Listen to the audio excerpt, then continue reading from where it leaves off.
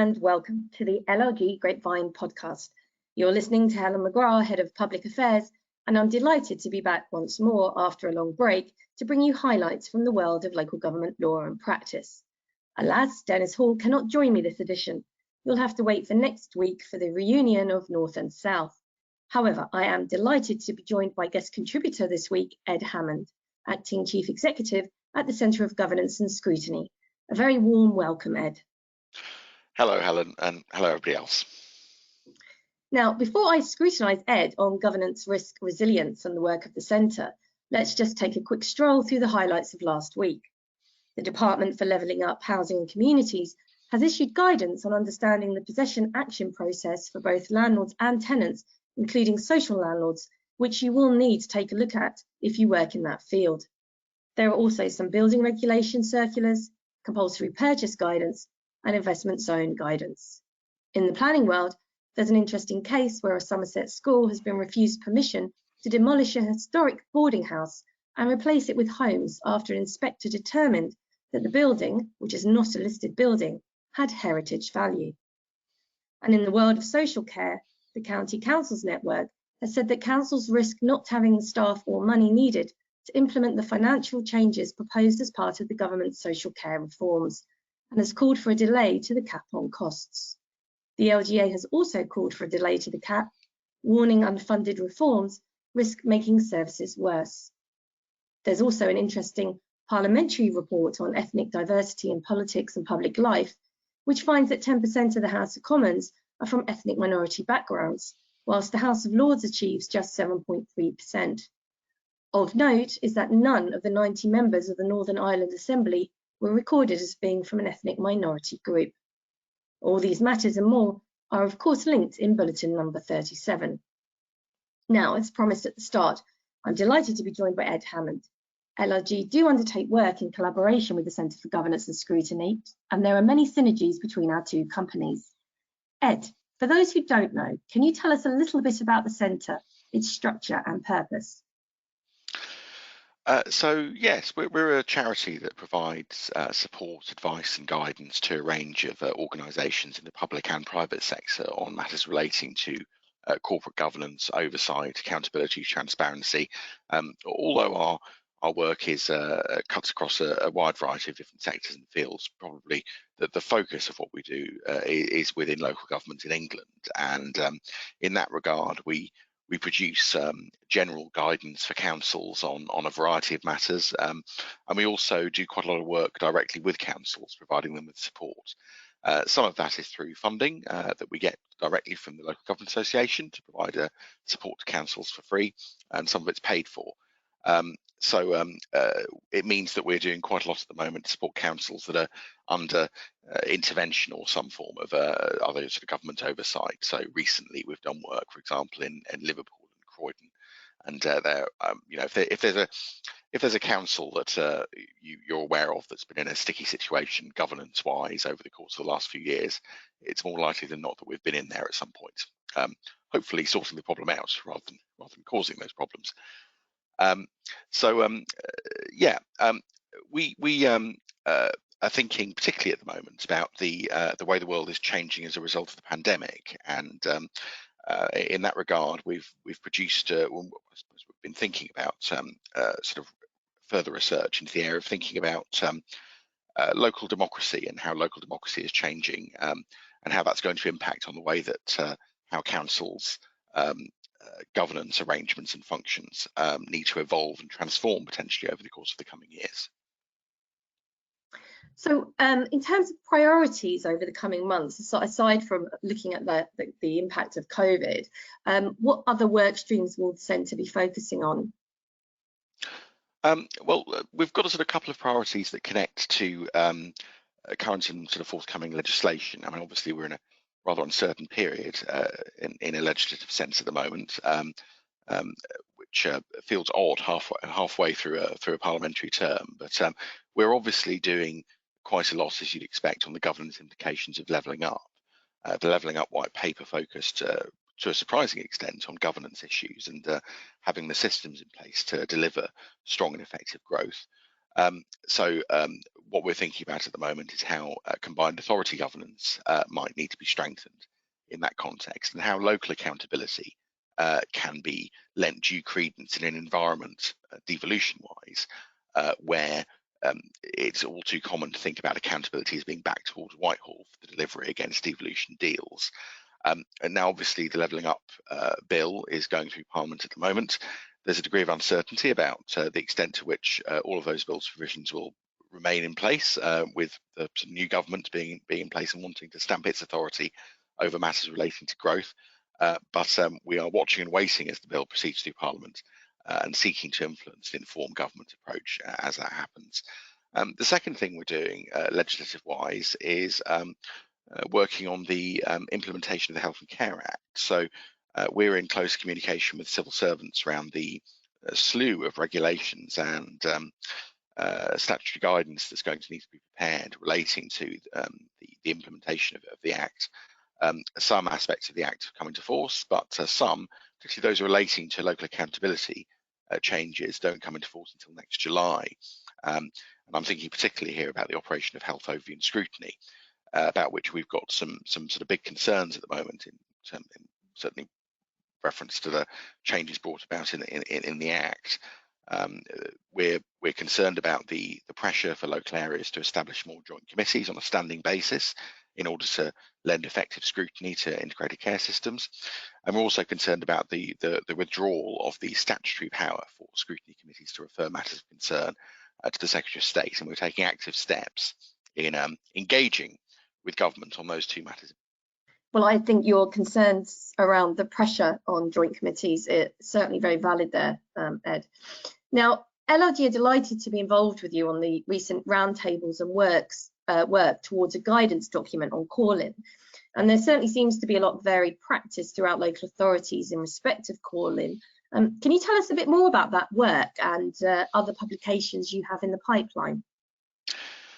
So yes, the Callin guidance is is part of a wider suite of products that the LGA have asked us to produce this year on local authority governance. We're producing what will hopefully be sort of relatively comprehensive guidance on the operation of Callin in local government. We're conscious that one of the biggest queries that we're getting in from local authorities at the moment is about the operation of Callin arrangements, and lots of times we will get called by councillors or emailed by councillors asking us questions about the operation of Callin in this arena. I should say as an aside that a lot of the ideas for what we do research on and produce guidance on is directly informed by the calls we frequently get from councillors and officers about the issues they're experiencing out in the field, and it's also informed by the direct support that I mentioned that we provide to councils. So Callin is one of those things, and trying to, I suppose, establish arrangements for how do councils, what is the purpose of Callin? Fundamentally, what's it for? Secondly, how do councils give effect to that purpose? So making judgments about the validity of call-ins, making judgments about how many members need to, call something in for that to be a valid request, the criteria that members need to satisfy in order for call-ins to be valid, those kind of nuts and bolts issues. But also there are behavioural issues around call-in as well, of course, about how call-in meetings are transacted, who gets to speak, and also, of course, about the outcome of call-in. Now, as we know, call-in generally only really results in delays to decisions being made. It doesn't really result in decisions being overturned. But and because of that, people think, well, isn't it rather a damp squib? But is that the case? Does call-in actually have more of an impact than we might otherwise have thought? So that's the sort of call-in research. The second thing we're doing at the moment is just starting off some research on effective council constitutions. So providing support to councils to understand how you can review your constitutional arrangements. And this reflects a lot of work we've been doing with individual councils over the course of the last couple of years in providing support to the rewriting and reviewing of council constitutions. There feels to be a bit of a trend across the sector at the moment in addressing this issue. And many council constitutions haven't had a proper look at for 10, 15 years in some cases. They've been the subject of ad hoc review and revision over the course of that period, but nothing more fundamental. So this guide will assist councils in doing that. Obviously, it won't provide a full, comprehensive, unexpurgated guide to everything to do with council constitutions, but we hope it will provide a bit of a framework for people to act. Other things coming up, we're producing separate guides on the operation of full council meetings, on schemes of delegation, and on scrutiny work programming, and that reflects a larger piece of work on scrutiny work programming that we produced a couple of years ago. So that's sort of flavour of, I suppose, some of the things that we're doing. Just ought to mention just at the end, we're also producing, going back through our back catalogue of publications and guidance and repackaging some of that material into new resource packs for governance and scrutiny practitioners. So we're producing a few of those over the course of the next couple of months. There'll be one on children's services scrutiny, and one on health and adult social care scrutiny, which of course relates back to the work that I mentioned about the Health and Care Act a moment ago. Well, that all sounds very helpful to the sector, Ed. Now, in terms of governance, risk and resilience more generally, what are your views on the red flags for failure, and what tools are out there to assist authorities? So as you'll know, Helen, but some of your listeners possibly won't, we sort of about 18 months ago produced what we call the Governance Risk and Resilience Framework, which is designed as a tool to assist councils in exploring their challenges and also opportunities relating to governance issues within their authorities. It's given us a good sort of view of what some of the challenges that are currently being experienced are. I think sort of for me, often what these issues centre around are member officer relationships, and this often feels to me to be at the core of where and when things start to go wrong. When relationships are fractious or tense or poor, it means that you can't get a sort of frank, candid conversations at the top of the organisation about where risks lie, where priorities ought to lie, where objectives lie, and particularly at the moment where councils are in an exceptionally challenging situation with pressures coming from all sides, inflationary pressures on budgets, pressures on budgets arising from very, very different sort of shape of demand for services as a result of the pandemic. And also there's the inherent uncertainty about where the sector is going and about changes the government might want to make, for example, to the obligations that council has and the way that authorities are funded potentially in the future as well. Not to mention issues about devolution, combined authorities and reorganisation. Given that, we need an environment where senior officers and members are able to talk candidly with each other and are able to have trust and where people understand where and how power is exerted in and around those relationships. Where things go poorly is where those relationships start to fray and break down. And in a highly political environment where you have got lots of tensions, challenges around delivery of services, it is more likely, I think, that those problems, those tensions around relationships will emerge and develop. I think we're talking, here about very much a minority of authorities. I would not say that these issues are present everywhere, but that's probably the sort of biggest issue. I think in terms of tools to help, I think obviously we work very closely with the LGA, and the LGA provide sort of political leadership support. Professional organisations like yourselves, of course, also provide help. We provide help. There are a range of national organisations that exist primarily to provide support into these spaces. So if any of your listeners do have sort of concerns, I suppose, about problems that you're experiencing, then approaching one of those organisations is probably your best bet to start off with. In terms of off-the-shelf tools, obviously our governance risk and resilience framework, I would commend to people as providing a way to start those conversations going in local areas. You can find it on our website. It's modelled around a system whereby you can any individual officer or member in authority can use it. It doesn't need to be something which is adopted by a council and implemented in the manner of a traditional kind of sort of ISO 9000 style kind of evaluation tool. It is something that anybody can pick up and use to carry out your own evaluation of your own perceptions of governance. So that would be my first port of call. If that throws up any particular concerns or worries, then speaking to your peers about it, speaking to professional membership organisations, or of course coming to us or coming to the LGA. That's very helpful, Ed. Thank you. Your comments in relation to the breakdown of relationships and trust issues really resonated, and you're right, it is in the small minority, and you know, we're all very thankful for that there are very few authorities that are having those difficulties. But where they do have those difficulties, and where that is occurring for the legal sector, you know, we're very keen to hold the government to its commitment to implement statutory protections for monitoring officers in order to protect their position. Obviously, there's quite a lot going on with government at the moment, so when we might expect to see those, who can say, but we're very keen to make sure that they're not taken off the table. In terms of opportunities for local authority lawyers to get more involved in some of the work streams that you've discussed today, what would they look like? Are there any available? Yeah, so I mentioned those publications previously, and those are going to be coming out over the course of this month and next. And as I produce drafts, as I will be doing over the course of the next couple of weeks, I'm quite keen that local authority lawyers with a sort of governance sort of background or specialism join a small reference group that I'm setting up to review drafts of that material.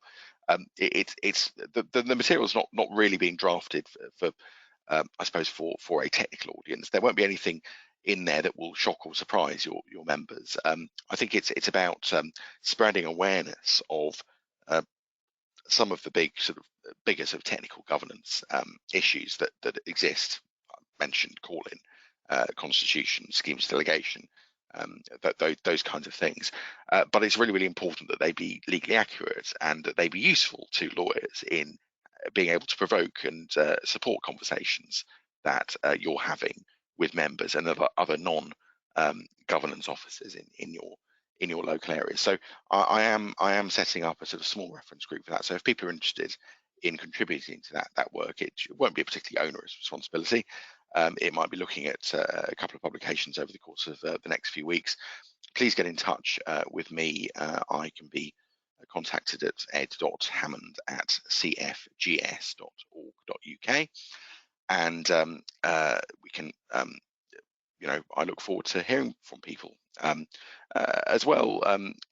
I think sort of this is all about, for us, trying to centre more the work that lawyers do in the work of local authorities. I mean, you mentioned, Helen, the risks, I suppose, that exist around the diminution of esteem for lawyers. The challenge where you have monitoring officers who perhaps don't sit at the top table, where you have much smaller legal teams in local authorities than was previously the case, and we share those concerns, and you know, that is part of what sort of drives the work that we do, because we want to make sure that the work that we're doing is kind of in support of professionals in the sector who are providing support to their members and senior officers on matters relating to governance, oversight, accountability, scrutiny. We recognise this can be something of a lonely world, and I know that sort of monitoring officers in particular can find themselves in slightly isolating situations where, you know, they've got obligations, legal formal obligations, which mean that they have to kind of speak up in situations which might be sort of professionally quite tricky to do so. And we're very keen to support officers in those positions in carrying out their work, either by being able to offer informal advice, being able to signpost to services provided by the LGA or others, or indeed, as I said, coming in and providing direct support to you when and where that's needed most. Well, it's been an absolute delight speaking with you, Ed, and thank you so much for joining me on the LLG Grapevine podcast today. Thanks, Ellen. I'll be back next week with the delightful Dennis Hall for a return to our traditional format. But until that time, have a good week and thank you for listening.